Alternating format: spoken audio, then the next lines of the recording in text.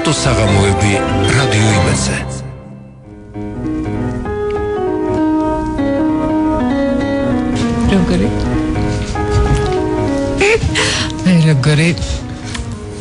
როგორ ქემაგას მარცხი მომევიდა.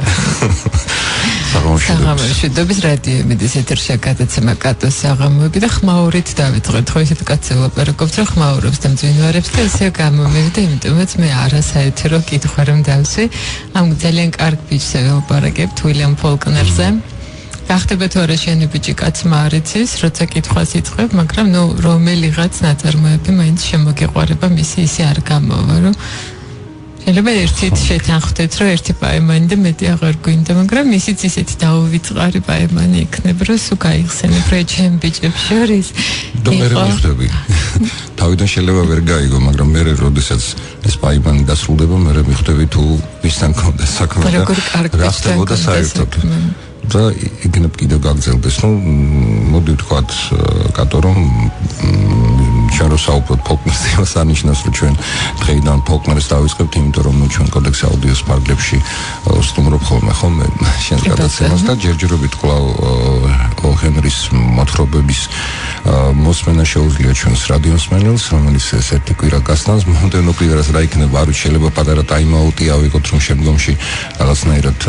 ანუ უკვე ჩაწერილი წიგნები გავიმეოროთ და ისინი გავაჟღეროთ. ნუ თუმცა ამაზე მოდი შემდგომ შეიძლება ვილაპარაკოთ, თუმცა დღეს ჩვენ საუბრობთ მართლა უილიამ ფოლკნერზე, მიუხედავად იმისა, რომ ის კარგი ბიჭია, ნუ ჩვენი ბიჭი არ არის გაგებით, რომ ჩვენ შეგვიძლია ეს გავაჟღეროთ, რომ 70 წელი არ არის გასული, 64-ში გარდაიცვალა თუ 3-ში თუ არ ვცდები 64 წლის ასაკში, მაგრამ აქვე ისიც უნდა ითქვას, რომ ფოლკნერი არ არის ის მწერალი, რომელსაც ესე თავისუფლად აიღებდა, შეიძლება ესე კი უიკენდები რო გაიღამაზოს სადღაც არ ვიცი პლაჟზე ან ზღვის პირას, არ ვიცი ესეთი ანუ არ არის მარტივი მწერალი, თუმცა არც ისე რთულად არის საქმე, როგორც გონია, იმიტომ რომ მართლა ეს ერთ-ერთი ბუმბერაზი წარმომადგენელია დიდი ამერიკული სკოლის, ხო შეიძლება ითქვას, რატომღაც ამერიკა ხელსამოსაკრავად ამთ ხოლმე, როდესაც ლიტერატურაზე ლაპარაკობენ, უფრო ევროპაზე კეთდება აქცენტი ძირითადად, მაგრამ ნუ დავიწყებთ იმ უდიდეს სკოლას, რომელიც ამერიკამ მოგცა და კერძოდ კი ამას ხაზგასმით ვიტყვი სამხრეთმა, ამას განსაკუთრებული მნიშვნელობა აქვს, რამე თუ ნუ თავიდან 19 თუ 20 წლის ვიყავი პირველად ეს ხმაური და მძინვარება რო წავედი სიმართლე გითხრავ, ვერ მივხვდი, ერთადერთი მომეწონა რაზე ელაპარაკი, ნუ ჩვენ მსმენელმა ალბათ იცის, მაგრამ ვინც არ იცის, ნუ ეს ძალიან უცნაური მანერა აქვს ამ ადამიანს, ნუ ეს ეგრეთ წოდებული ცნობიერების ნაკადი ქვია, ხო? ამას ნუ თუმცა ეს კლიშეა, მაგრამ კლიშეც არ არის, ფაქტობრივად ეს არის თავიდან როცა ის იწყებდა წერას, თავიდან მან დაწერა ჩვენ გვაქვს მისი არაჩვეულებრივი ბოლო თქმა ყველაზე ერთ-ერთი მისი რაიო რამინდა რაშჩიოდასაც და გადაწყვეტა ესე წავიყვანო გადაცემა, ესეთ კილოც წავიყვანო გადაცემა. რაშჩიოდასაც ყოველ ჯერზე ახალი კილოც. ნუ ეს არ არის ეს მარტივად წასაკითხის არ არის იგივე ჰენრი, რომელიც მიუხედავად იმისა, რომ ჩვენ აღნიშნეთ კიდეც რომ ესეთი მოკლე მოთხრობებით დაიმკვიდრა ადგილი ლიტერატურაში და ძალიან ესეთი მკაფიო და ძლიერი ადგილი, ნუ აბსოლუტურად პოლარული სხვაობა ფოლკნერსა და ჰენრის შორის, ამ ფოლკნერი ეს უფრო მე მგონი გინესის სიგში არის შესული უდიდესი წინადადებით, მე მგონი ერთი ფურცელი გზდება. თუმცა არის მე მგონია რომ წერალი ან არის შენი ან არ არის მის შესაძლოა მეც რაღაც დაახლოებით ნუ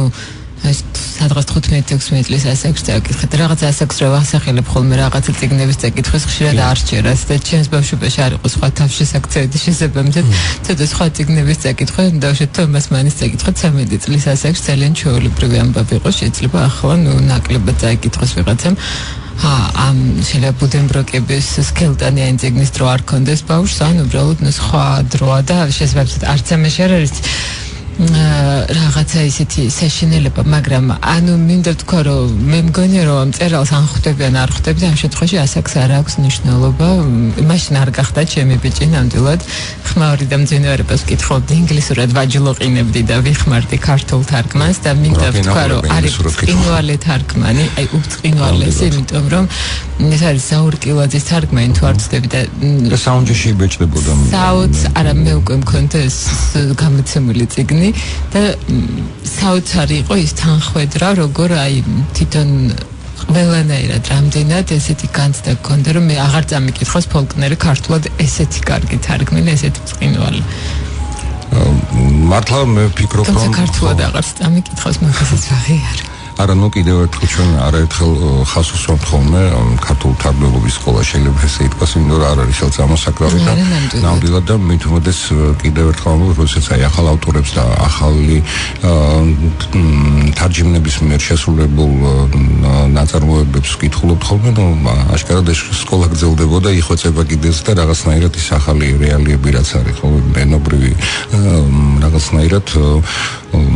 არ იკარგება ის რაღაცა ტრადიციული არ იკარგება მწერლისეული ქართულ მდიდარი ლექსიკა ჭარბად ხვდება ხოლმე და თან ამ დროს ძალიან ნორმალურად სმენადია და ხო ის რაც შეეხება თარგმანს მაგრამ ნუ ფოლკნერზე ზოგადად მართლა ძალიან რთულია საუბარი იმიტომ რომ არ არის მარტივი და სხვათა შორის ის უფრო მან პოპულარობა თავის ქვეყანაში ჰემინგვეისგან განსხვავებით მოიპოვა მას შემდეგ რაც ნობელის პრემია ახსენებ ჩემს ეთერში. რატომ? კარგი ეს იყო წერა ჟურნალისტი რომელსაც ძალიან ბუნდოვანი წარმოდგენა ჰქონდა წერლობა. კატოს აქვს თავისი რომ დაადასტურა ეს რომ არ იყო ეს ისეთი მაგარი ბიჭი წერლობაში როგორიც ეგონათ. კარგი ახლა არ მითხოთ ყველა თავისი აზრით დარჩეს მაგრამ ყოველ შემთხვევაში რაღაცნაირად კრიტიკოსების ამას ხშირად აღნიშნავენ რაღაც ერთგვარი პაიკრობას ჰქონდა თუმცა მართლა ვილიამ ფოლკნერი და ჰემინგვეი ნამდვილად იმიტომ რომ ის უფრო ანუ ფოლკნერს არ აქვს კიდეც ჰემინგვეი ფოლკნერს არ აქვს ისეთი დავუშვათ სწორხაზოვანი ანუ იგივე რო აიღოთ ხმაური და მძინვარება ხო მისი ესეთი თავარი ამ თუმცა ფოლკნერზე არ შეიძლება ითქვას რომ რომელიმე ნაწარმოები არის მისი ცენტრალური ნაწარმოები რამე თუ ყველა ნაწარმოებში ნუ მას გამოგონილი სამყარო აქვს ანუ მან იპოვა რაღაც არაჩვეულებრივი მე მგონი მისი მოგონილი არ არის ზოგადად ლიტერატურაში ხო კატო ნუ ასეთ როდესაც იგონებ რაღაც გარკვეულ ქვეყანას ხო აშკარად არა მაგრამ ნუ აი ჩვენმა ბიჭმა მე რუკაც დახაზა და წააწერა რომ აი ამის ფერაფერს იაკნო პატოფას ერთ-ერთი მფლობელი და მეპატრონე კი და მაგრამ ეს ძალიან საინტერესოა და ალბათ წარმოვიდგენია რა სიამოვნებას განიცდიდა თვითონ ეს მწერალი რამე თუ მან შეთხზა ეს ყველაფერი თუმცა ეს რა თქმა უნდა არ იყო თითიდან გამოწვეული ხო როგორც ამბობენ ერთ კარგი ბიჭი შენ ტოლკინი როგორც ამბობდა რომ შენ გსურდა გაგიკეთებინე და აღმოჩნდა რომ ჩვენ გქონდა უბრალოდ გადაცემა თავის დროზე ტოლკინზე ის ამბობდა რომ ძალიან მარტივია გამოიგონა მწვანემზე მაგრამ მე მთელი საქმე იმაზე გამოიგონა სამყარო სადაც ეს მზე გაანათებს ხო და საქმეც იმაშია რომ ხო ნამდვილად იმიტომ რომ საქმეც იმაშია რომ გამოიგონა მან სამყარო გამოიგონა ისტორია ამ ქვეყნის იმიტომ რომ ამ რომანებში ეს გმირები ერთმანეთში გადაჯაჭვულნი არიან ანუ ვიღაცის შვილი ანუ რაღაცნაირად ანუ ხვდები შენ ამ სამყაროში და ფაქტობრივად არ არის მანდ თხრობ ანუ შენ ვერ ხვდები რაზეა ლაპარაკი დავუშვათ იგივე ხმაური და მძინვარებაში ნუ ეს ვიცით ხო 4 რაღაც ისეთი ნაწილისგან შედგება და აბსოლუტურად განსხვავებული სუბიექტური დანახული რაღაცა ერთი რაღაცა მოვლენა იმის ირგვლივ ხდება მაგრამ რა მოვლენაზეა ლაპარაკი ვინ ლაპარაკობს ლაპარაკობენ იმ მოვლენაზე რომელიც მოხდება და ანუ ვერ ხვდები კარგას თუ ბოლომდე ვერ ჩახვალ თან ლაპარაკობს ვინ ლაპარაკობს ადამიანი რომელსაც ლაპარაკი არ შეუძლიას ბენჯიზია ლაპარაკი ხო ადამიანი რომელიც ფაქტობრივად ვერ ლაპარაკობს სტუდიაში ვისაც ლაპარაკი შეუძლია მაგრამ არ აქვს ამისთვის მიკროფონი და გავყურეს ეს თუკი საინფორმაციო საერთოდ მოსწრებს კატოს საღამოები რადიო იმედზე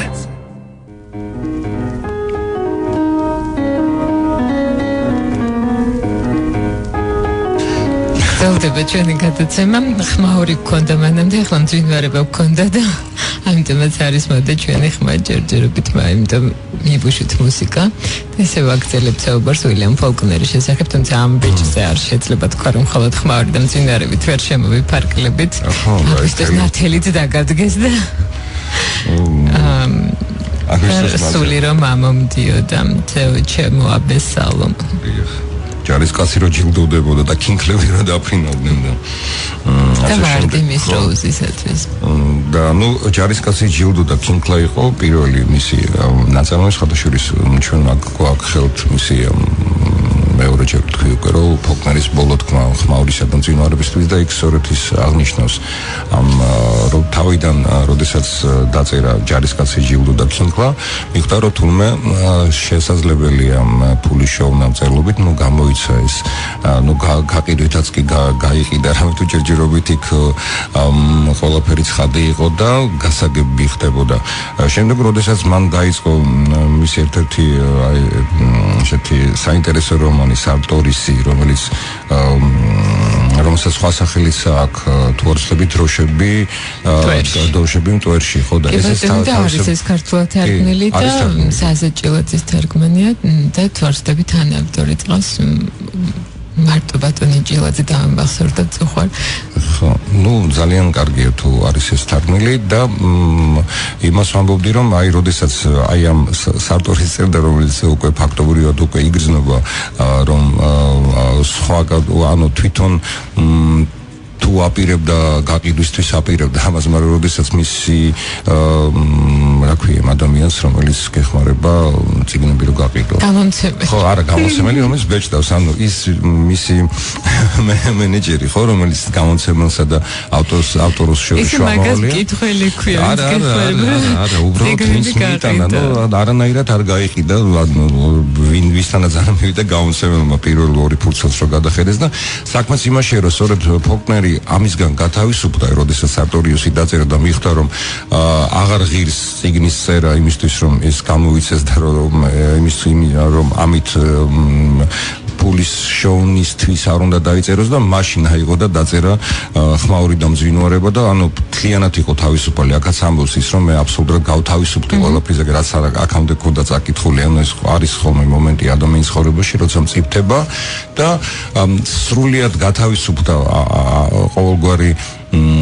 სამომავლოდ ფიქრისა იმაზე თუ ვინ გამოსცემს მას, ვინ წაიკითხავს რა ბედი მოელის ამ მის ნაწარმოებს და აბსოლუტურად წავიდა მთელი აი ეს თვითონაც ანუ უდიდეს ბედნიერებას განიცდიდა და აი შემდეგ ჩვენ შეგვიძლია მე ეს ციტატებიც ამოვიკითხოთ მისი რამე თუ შეგვიძლია და მეთხოვე რომ შეიძლება რომ ეს თვითონ სარტორის წერს ხო დიდხანს წერდი ამ რომანს და ჩემმა გამომცემელმა იმ წუთას უარყო მაგრამ 3 წლის განმავლობაში ჯიუტად და თითქმის იმედ გადაწურული ვაგზავნითი სხვადასხვა გამომცემლობებში იქნებ მასე დახარჯული დრო ამინაზღაურონ მეთქი იმედი ნეუმელა იმეო და თუმცა კი უმტკივნეულოდ და ერთხელ თითქოს და კარი მივხურე და იმის უკან დავტოვე ყველა გამომცემელის მისამართი და სია იმათი გამოცემული წიგნებისა. ასე ვუთხარით თავს ახლა კი შეიძლება წერა, ახლა კი შეიძლება შევქმნა ლარნაკი, რომლის მსგავსი მოხუცმა რომაელმა სასტუმალთან დაიდგა და თანდათანობით გაცვითა კოცნა-კოცნით. ეს ზუსტად იმიტომაც შეიქმნა ნამდვილად შედევრი, რომელიც შესაძლებელია ძალიან რთული გასაგებია. და აი განსვენებულ ზიგმუნდს ნუშევაც ვიხებთ, იმიტომ რომ თავად ასრულებს და მე ვისაც არც არასოდეს ყოლია და თანაც ვისაც ბედად ეწერა სიცოცხლის პირველსავე წელს დაეკარგა ასული, შევუდექი მშვენიერი და ტრაგიკული გოგონას ძერწვას. შვენიერი და ტრაგიკული გოგონა შესაძლებელია იყოს სწორედ ის სამხრეთი ამერიკა, სადაც ის ცხოვრობდა, რამე თუ რაღაცნაირად კვლევარები, რომლებიც ამერიკული ლიტერატურას იკვლევენ, ხაზგასმით ამბობენ, რომ სამხრეთსა და ჩრდილოეთს შორის სხვაობას, ეს სამხრეთული ერთგვარი მითი იმის შესახებ, რომ სამხრეთელები განსაკუთრებულები არიან, ის ვერ პატიობენ ისინი თავის იმაში, რომ ფაქტობრივად მათ წამოიწყეს ეს სამოქალაქო ომი და ისინი აქ დამარცხდნენ. ბიჭი სამხრეთელები შეიძლება ომი წამოიწყო და მე გამარჯვებულ მხარეს ტვირთად დააწვია. და ეს სხვათა შორის ყველგან თითქმის ყველა ნაწარმოებში ვაფშე სამხრეთში ხდება ეს მოქმედება. ეს ცოტა ესეთი ეს არ არის მხოლოდ სამხრეთული, რა თქმა უნდა, მთელი მისი გენია და ზოგადად მწერლის გენიაც ეს არის, რომ რაღაცა კონკრეტული ერთი ადგილიდან ამომავალი, ანუ იქ სამხრეთელია, ხო, ის ხედავს ყველაფერს, მისთვის ეს აბსოლუტურად შინაგანად მისაღები ან მიუღებელი, ანუ იქ ცხოვრობს აბსოლუტურად განიცდის ამას ყველაფერს, მაგრამ ეს არის ზოგადად საკაცობრიო ცოტა ესეთი გამოდის, ხო, ბანალურია, მაგრამ ზოგადად ესე ხდება. ადამიანს არ შეუძლია დავუშვათ გლობალურად დაიჯდეს და იფიქროს თუ ეს ფესვებს არის. მომწყარის ფიქრობს და ხედავს იმას, რაც მის ირგვლივ ხდებოდა. ხო, თუნდაც არ იყო ხელწამასაკრავი ოჯახიდან ფოლკნერი, ბაბუამისიც არაჩვეულებრივი მწერალი ყოფილა თურმე და რაღაც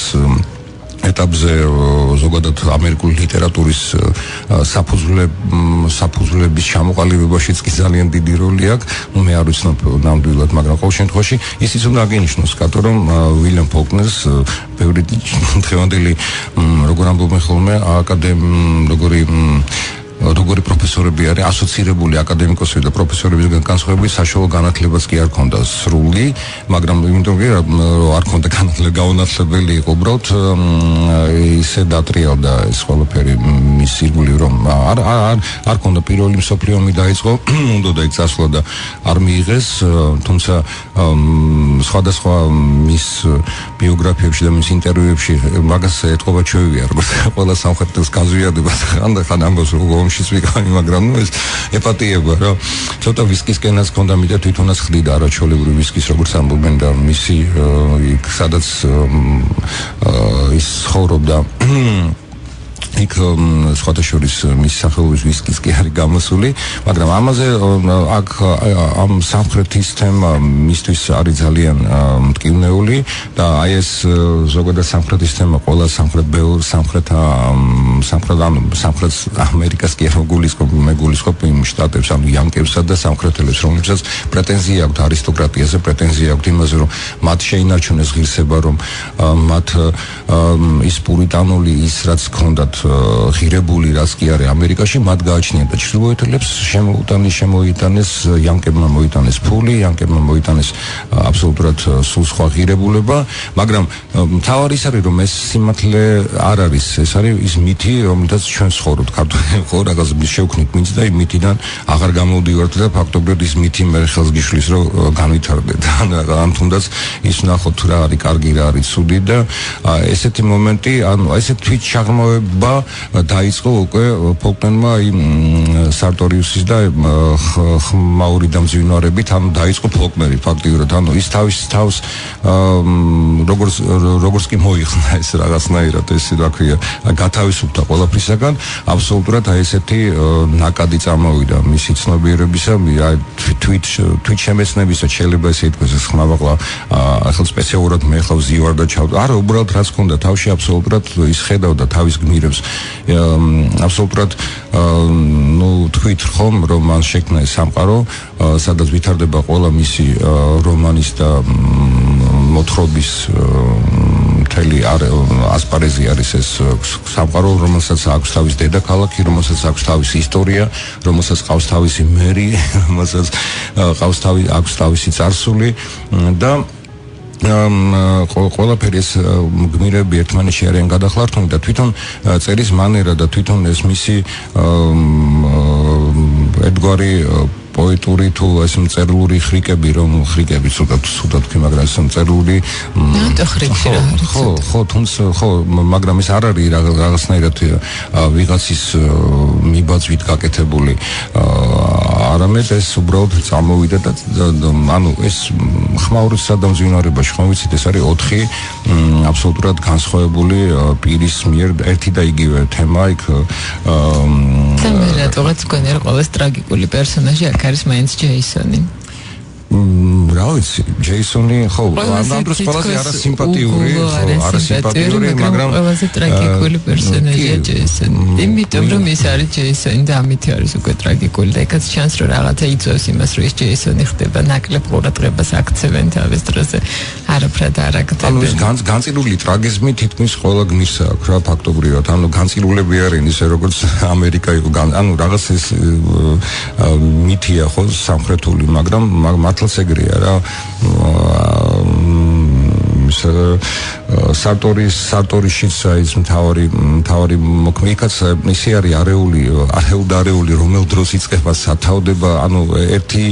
სიუჟეტული ქარგა ანუ ფაქტობრივად სანამ ბოლომდე არ ჩავხავდა მე კიდევ ერთხელ თვალს არ გადავლებ ვერ მიხვდები ზოგადად რა ხდება იმიტომ რომ ეს არის განცდილის ანუ მთავარი მოქმედი პერსონალიების გმირების განცდა მათი ვარაუდი მათი ვერსიები იმაზე რაც ეს ამბები მოგვიყევი როდის დაგვრჩენდა ვიზიტა ეს შენ გეცოდინება უფრო კარგი შენ გამდობ შენ არა ნუ მე დათიკო ვარ სტუმრები ხოლმე ამ დროს შენი და არა ნუ როგორ დაქორწინდა არაჩვეულებრივი ოჯახი იყო არაჩვეულებრივი განათლებული დედა განათლებული მამა განათლებული თვითონ საშუალო განათლება არ ქონდა მიღებული მაგრამ ყოველ შემთხვევაში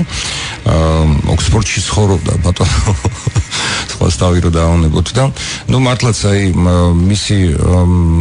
რომანების გმირები და მისი ოჯახის წევრების განცდილი იგივე ბაბუა მისი დიდი ბაბუა აი ამ სამოქალაქო ომში ერთ-ერთი გენერალი იყო თუ პოლკოვნიკი და ძალიან აქტიურ მონაწილეობას იღებდა ამ საბრძოლო ქმედებებში და აი ეს ბაბუა რომელმაც მწერლობისკენ უბიძგა ფაქტიურად თავისი მოთხრობებით და თავისი ბიბლიოთეკით და რაოდენს უცნაური და საინტერესო როდესაც ყველა მწერალს ვამბობთ ნუ უდიდეს როლს თამაშობს ის სიგნები რომელსაც ისინი ეცნობიან გადაკითხვილი ჩვენ ბიჭზე რა მოახდინა ესეთი შთაბეჭდილება დოსტოევსკი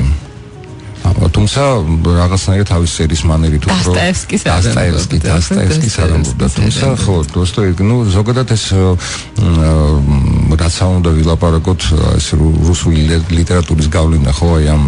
პერიოდის მწერლებზე საკმაოდ არანორმალურად დიდია მეც სწორად მახსოვს ბალზაკზეც აქვს მას ნათქვამი რომ ბალზაკმა მოახდინა მასი ძალიან დიდი შთაბეჭდილება ბალკონებზე სწორად მახსოვს და რამეს აურევს ჩემი გონება რა თქმა უნდა, იმიტომ რომ არაჩვეულებრივად ფლობდა ფრანგულსაც, იტალიურსაც, გერმანულსაც, ჩვენი ბიჭი მიუხედავად იმისა, რომ ჰქონდა საშუალო განათლება ამას, იმიტომ ვამბობ, რომ ბევრი პარალელების გავლება შეგვიძლია იმ ადამიანებზე, რომლებიც ასოცირებული აკადემიკოსები არიან და კარგი შეშვა მასოცირებული. ეს იყო ნიჭიერეკაც გამონაკლისი, ასე რომ მაინც და მეც ესეთ გამონაკლისებზე ნუ გავაკეთებთ სწორებას, იმიტომ რომ ну ევარისტ გალვა ცოტი წლის იყო ისეთი ამბები რომ დაატრიალა მათემატიკაში მაგრამ ну ხო ჯოზეფ კონრადი ესეთი ამერიკელი მწერალია რომელიც მის ანუ თვითონ აღიარებს რომ ეს მის მწერალია რომელმაც მასზე გავლენა მოახდინა სხვა შორის კონრადს ჰქონდა ესეთი ილუზორული სამყარო შექმნილი სადაც თავისი გმირები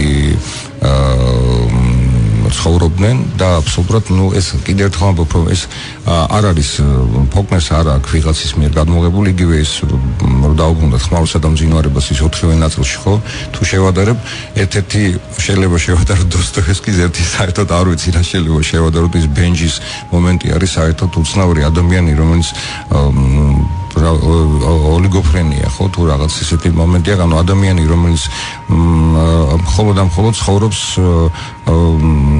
სინამდვილით ანუ აღიქომს იმას რაც არის და არ სული აქვს და არ საუბედურად მომავალი ხედავს და ვერაცნობიერებს ანუ მხოლოდ ხედავს და ნუ არც იცის იქ როგორ აი მიწა ცხვირში მეტა გამროვარდება ანუ იმის თან ადამიან ეს წერს ადამიანის სახით რომელსაც ლაპარაკის არ შეუძლია ანუ ძალიან საინტერესო ამიტომ არის ძალიან რთული გასაგები მაგრამ ამ სირთულეში ძალიან მაგარი სიმარტივე ანუ საბოლოო ჯამში ხო საბოლოო ჯამში ის მეორე მისი ძმა რა ქვია, ну, მაინც აქ ეს ამოვალი ხო, კვენტინი უსეთი უფრო დეკადენტია, რაღაცნაირი რაღაც სამყაროს ხედავს და უბრალოდ თავისებური ხედვა, ანუ რეალობას გაურბის რეალობას უყუროს თავისი და შემართალი ხარ ეს ჯეისონი უფრო ესეთია პრაგმატული, ხო? ანუ აბსოლუტურად ცივი გონების ხო, ეს ბილეთებს როგორც ბილეთს უწევ, ხო, რაღაც ცივი როდესაც თავისი დის კვენტინას ხო, კვენტინა რო გაიქცევა და ერთ-ერთი პატარა ბიჭის თვალწინ ცირკის ბილეთს რო დაწვავს და ჯეისონი არის კაცი ფაქტობრივად, რომელიც არავის არ უყვარს და მე რაღაცით მაგონებს ხო, არ თვითონ უყვარს თავის აცნობიერებს ძალიან კარგად ამას ყველაფერს. ანუ თავისი რაღაცით მაგონებს თუ არ ვცდები იდიოტი არ დოსტოევსკის იდიოტი ლებედევი, რომელიც ამბობს რომ არ მჯერა მე უგვანო ლებედევს იმ ფორნებისა, რომლებსაც მოაქვთ კაცობრიობისათვის პური, ისე რომ მათ არ აქვთ ამისთვის არანაირი მორალური საფუძველი. რაღაცით გავს ეს ჯეისონი ლებედევს და თორცები მან დაარესტერეთ დროცაც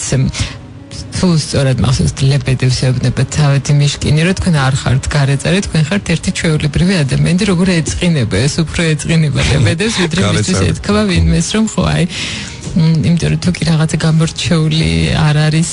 დადებითად, მაშინ უარყოფითით მაინც ყოფილიყო. ხო, ნუ აი მართლა ჯეისონი მართლა აცნობიერებს იმას, რომ ეგეთი ტიპია და აბსოლუტურად აცნობიერებს თავის ტრაგიზმს, იმით რომ ეგეთია და სხვანაირად არ შეიძლება ვიღაცა უნდა იზრუნოს სამოჯახზე ბოლოს და მამალოთი დედა იქ რაღაც რა ქვია, ბაბუების პორტრეტები დარბის და ჩვენ ესეთი გვარი შვილობა და დედაშვილობა და ოჯახიშვილობა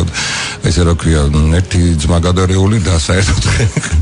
და აი ეს მომენტიც ესე ძალიან საინტერესოა, ცხონებული ზიგმუნდის შეწუხება ძალიან ხშირად შეგვეძლება ის მომენტი, როდესაც ხო ხდები აი მთელი ღერძი ამოთხრობის რა არის, ბებია რო გარდაიცვლება და ხეზე რო ავლენ და და ამ დროს ეს გოგო უყურებს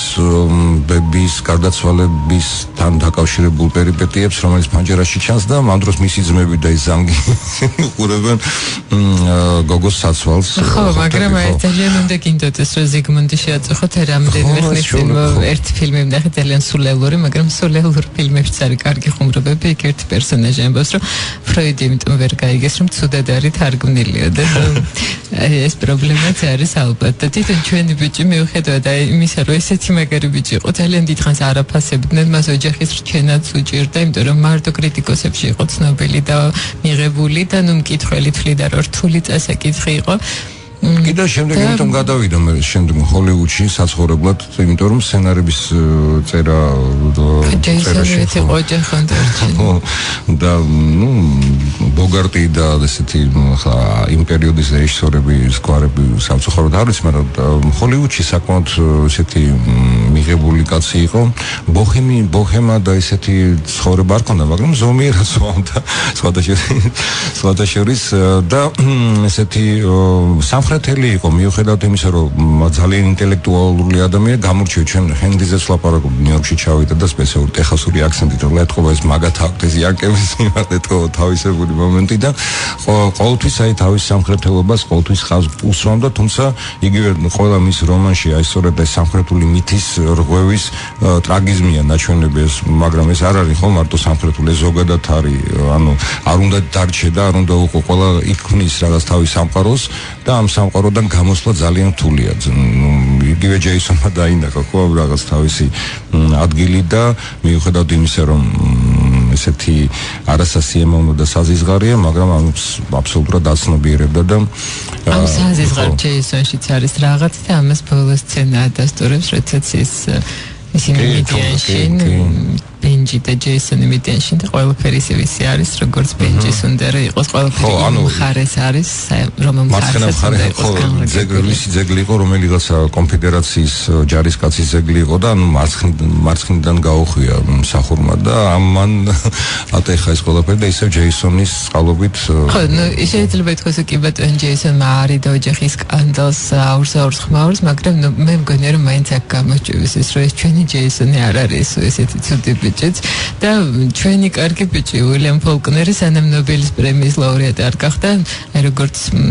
ალბათ მწერალზეც და ძალიან ბევრ ხელოვანზე შეიძლება ითქვას, რომ წინასწარმეტყველი არსად არ არის უპატივცემულად გარდა საკუთარი ქვეყნისა. აი ზუსტად ესე იყო ჩვენი ბიჭის შემთხვევაშიც არსად არ იყო ის უპატივცემულო გარდა საკუთარი ქვეყნისა ნობელის პრემიის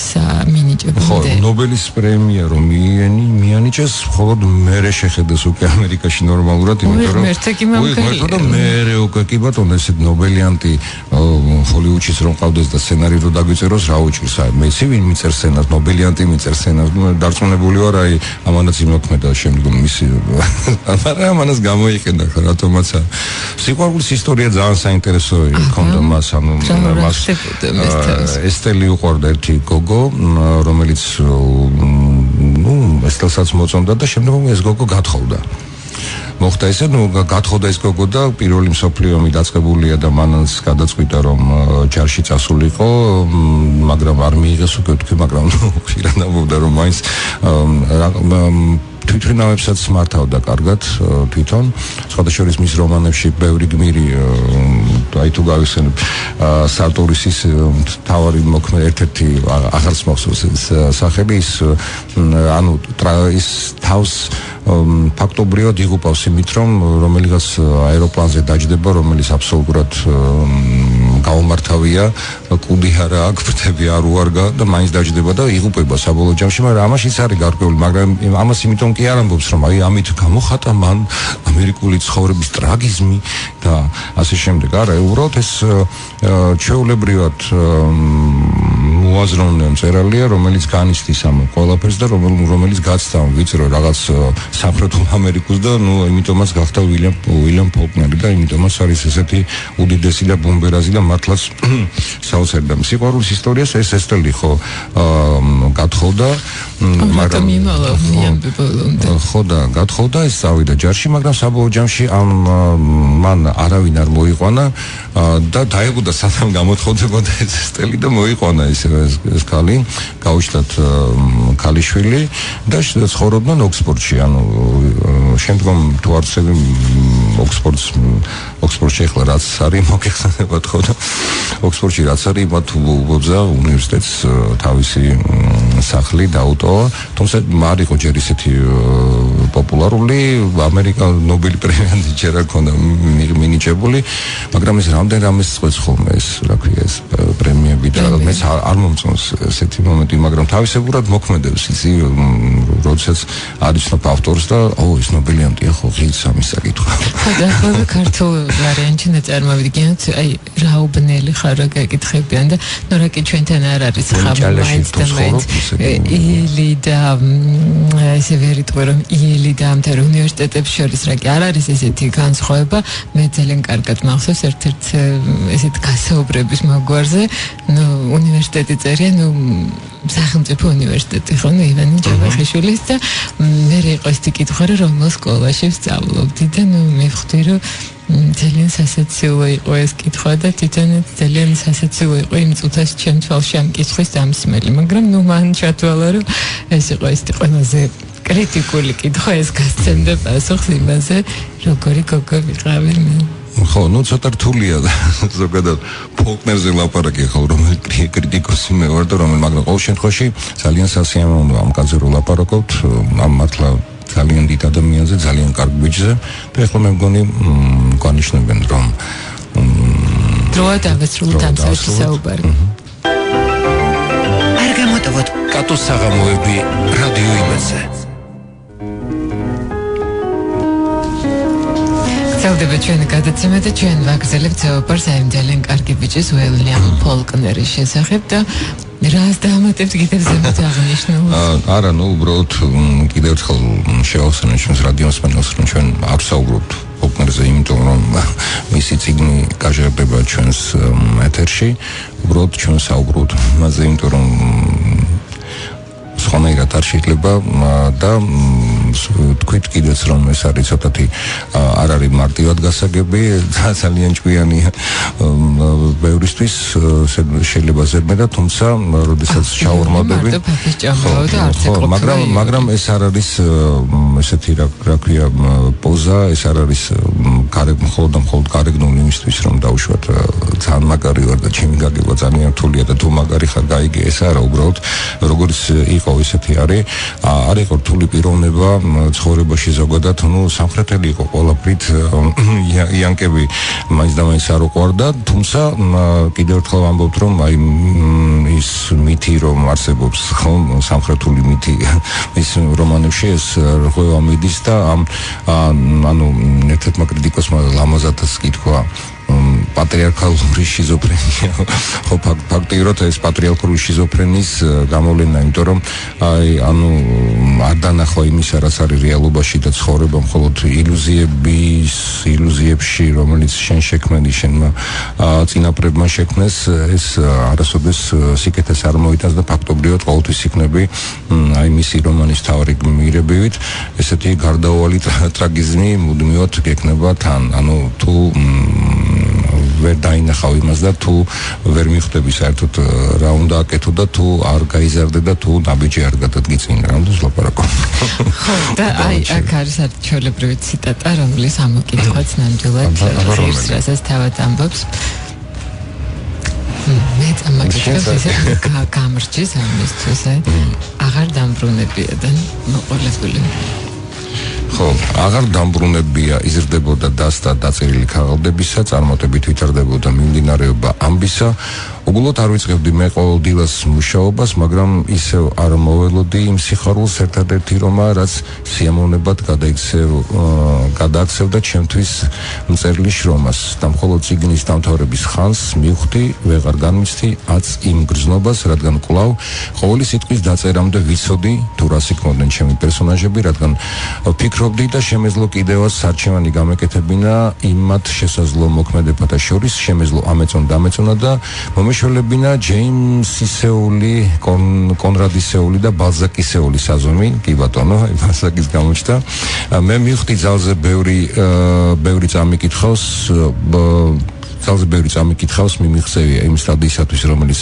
აუცილებლად გაუვლია ყველა ახალგაზრდა მწერალს, როდესაც ფიქრობ, რომ ხელობის დასწავლის ხანს მიაღწიე კიდევაც მიზანს, გამომიგზავნეს დაბეჭდილი წიგნის ერთი ეგზემპლარი და აღმოჩნდა, რომ არც კი მსურს ვიხილო თუ როგორი გარეკანით აღიჭურვა იგი სმითმა. ეხლა ბოლომდე წავიკითხო. კიდევ ერთხელ აქ ხაზგასმით არის რატომ ავირჩიეთ კატოხობ ძირითადად ხმაური და მწვინვარება, იმიტომ რომ მისთვის ეს იყო ესეთი კიდევ ერთხელ ვიტყვით რომ ციგნი რომელიც ესეთ დაწერა არც კი შეწუხებული კი არ აბსოლუტურად არ შეწუხებული, ყველაფერი იცოდა მიუხედავად იმისა რომ სწორედ ამით არის საინტერესო ფოლკნერი და ამაში არანაირი ხელოვნურობა ხო არ ჩანს, ანუ ფაქტობრივად მკითხველი ხდება თან ავტორი, ხო, იმიტომ რომ შენ ის თავდაპირველად არ ხაზავს იმ რაღაცა პანორამას ქმედებისა, რაც კი ხდება რომანში, ხო, აბსოლუტურად უკვე რაღაცა მოხდა და პერსონალიები, გმირები მსჯელობენ იმაზე, თავის ვერსიას გამოთქვამენ, რაზე გამოთქვამენ, ვინ არის ის, რა ქვია, ვინ ჯონი მოვიდა, რაც ხენი, ის ხენი მოიყვანა, რაც ხენი მოიყვანა, რისთვის მოვიდა, ვერაფერს ვერ ხვდები, საბოლოო ჯამში ეს სურათი ნათელი გახდება მხოლოდ და მხოლოდ მაშინ, როდესაც რომანს ჩაამთავრებ და მხოლოდ შემდეგ, როგორც შენ თქვი, რომ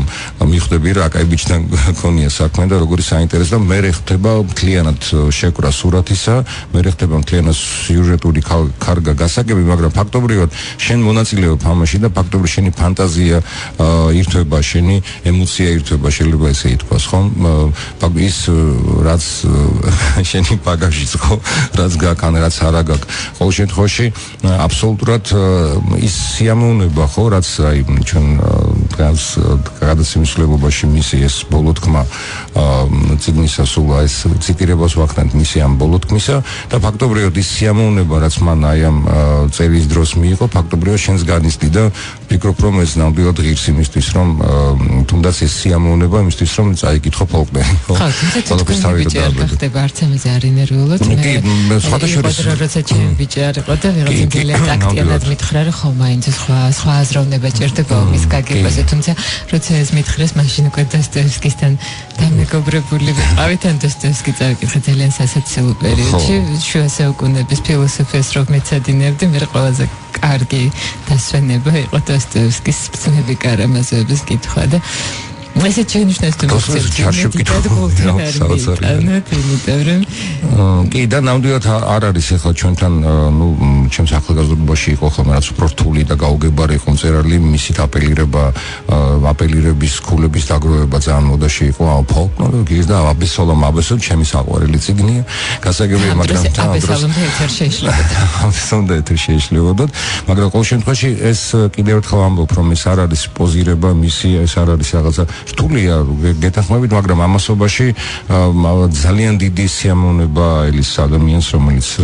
ფოლკლორს გაიცნობა და როცა გაიცნობა დაუმეგობრდება და დამერწმუნეთ, რომ ძალიან ბევრი გაუგებარი რამ, რაც ოდესმე სხვა ავტორები ქონდა წაკითხული, აბსოლუტურად ნათელი გახდება ბევრი რამ, იგივე მთელი ევროპული ლიტერატურა გამივიდა სხვა, ისინი ისვენებენ ფოლკლორთან, მე რომ კითხო ისეთი ისე ჩვენ ვირჯინია ვულფის ვულფი ჩავწერეთ რაღაცა პარალელის გავლება შეიძლება მასთანაც, იმიტომ რომ ფაქტობრივად იქაც ესეთი სიგნისეული და სუბიექტური აზრია წინა პლანზე წამოწეული და ამითი ხდება ზოგადად სრული აღქმა ხო მთელი რომანის თუ ნაწარმოების და აი მე სადამ კი მოდი დავტოვოთ ჩვენ ფოლკლორი იაკნაპო ტაფაში ამის გამოთქმა ჩემ ძალას აღემატება არც არ გამდიოდა და ჩვენს ჰენრის დავუბრუნდეთ ანუ 12 საათმე რა გველის რა მოთხრობები გველის და სადამ როდემდე ერთი კვირის განმავლობაში აი ამ ძალიან პოზიტიური და ძალიან ასეთი თბილი მოთხრობების მოსმენის საშუალება ექნება ჩვენს მენელებს. ნუ თქვით კიდეს რომ ზოგი მოთხრობა, ზოგი 2-3 ესე გავა, ხო ზუსტად რომელი მოთხრობა გავა დღეს გავიხსენო და ისე გითხრათ თუ ამას მნიშვნელობა ნამდვილად არ აქვს და ნუ ერთი კვირის განმავლობაში ეს გასტანს. შემდეგ არ ვიცი შემდეგი კვირიდან რას შემოგთავაზებ ჯერჯერობით არ ვიცი კატო მუდმივად თავაზობს იდეებს და მინდა თქვა რომ უმრავლესობა ჩაწერილი წიგნების მისი დამსახურებაა და ნატალიას ბიბლიოთეკის რა თქმა უნდა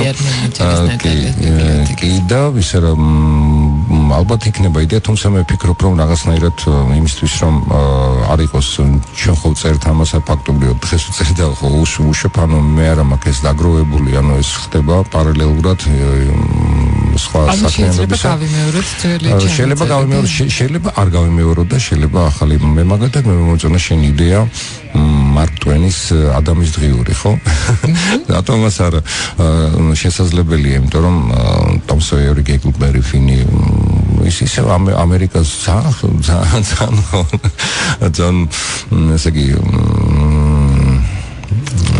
ჯერი ბრიტანული ლიტერატურა ქონდა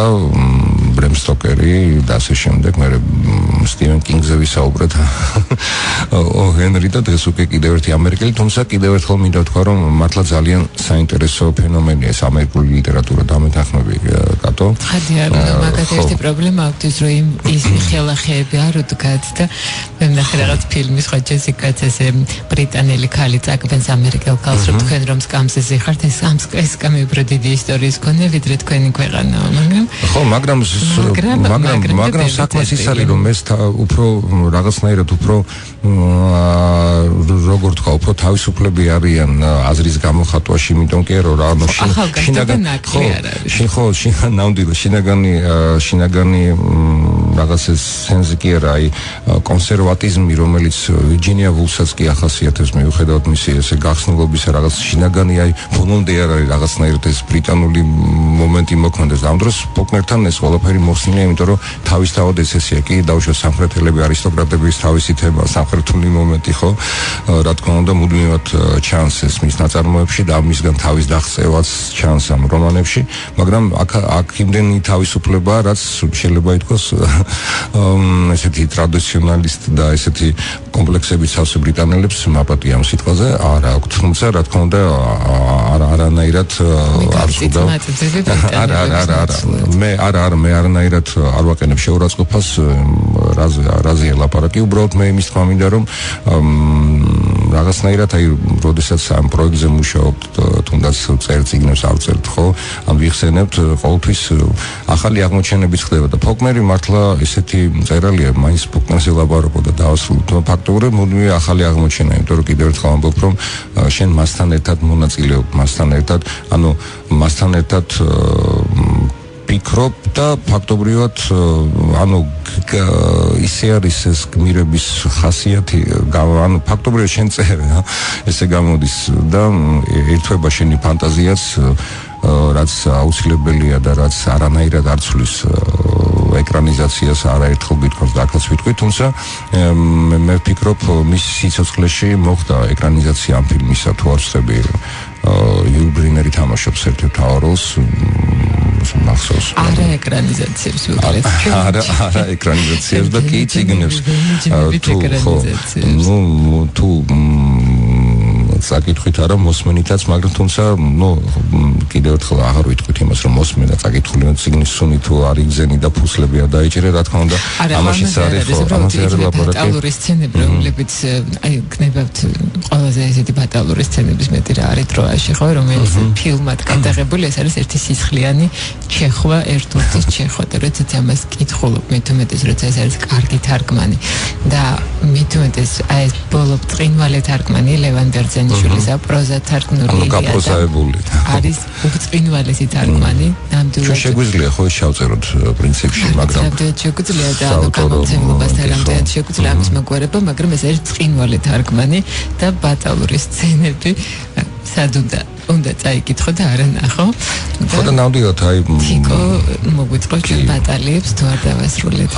რაც სანახავია ეს უნდა ვნახო და რაც წასაკითხებს უნდა წავეკითხოთ ეს არის და ნამდვილად ძალიან ვისაც დღევანდელი გადაცემიდან გაუჩნდება სურვილი ამ ადამიანთან დამეგობრობისა მე ვფიქრობ რომ ძალიან დიდი სიამოვნებაა და ყოველთვის მე სიამოვნებით კიდევ ერთხელ იაკონო პარტაბაში ნახოთ კატოს საღამოები რადიო იმედზე